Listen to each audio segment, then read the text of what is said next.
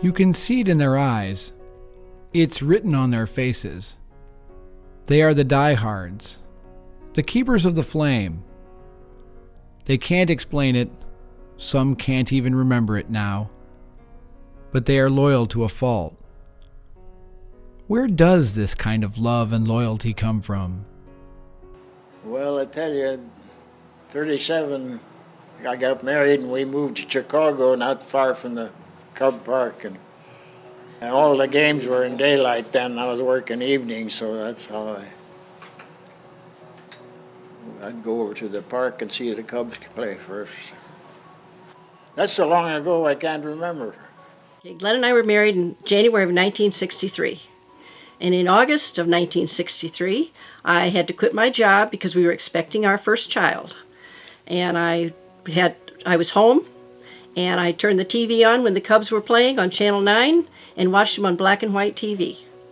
And I'd set up my ironing board and iron away and watch the Cubs play. And Ron Santo became my biggest player. I just enjoyed him so much.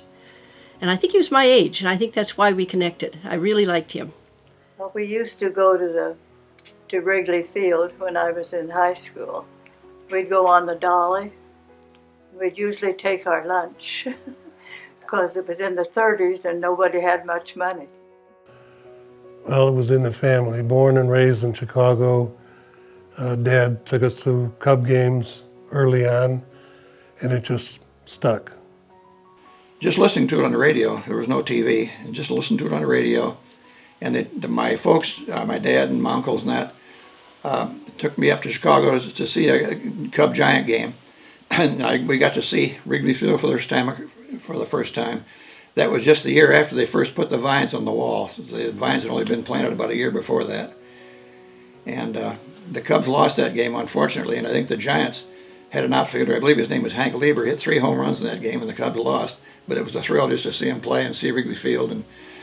And then they were in the World Series, and the Yankees beat them 4 straight in the World Series, and I thought sure the Cubs would win. Because being a 10-year-old kid, I didn't know about guys like DiMaggio and Gehrig, and that's who they were up against. So, but anyway, then I remember, too, that the year after that, early 1939, that start of that season, the Cubs came to Moline, and they had a farm team of the Moline Plows, and they played in Wharton Field, or Browning Field in Moline. There was a baseball diamond there.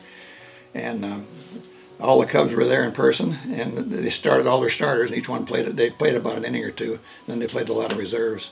But it was a real thrill to see them all in person. And that was when I first got to see them.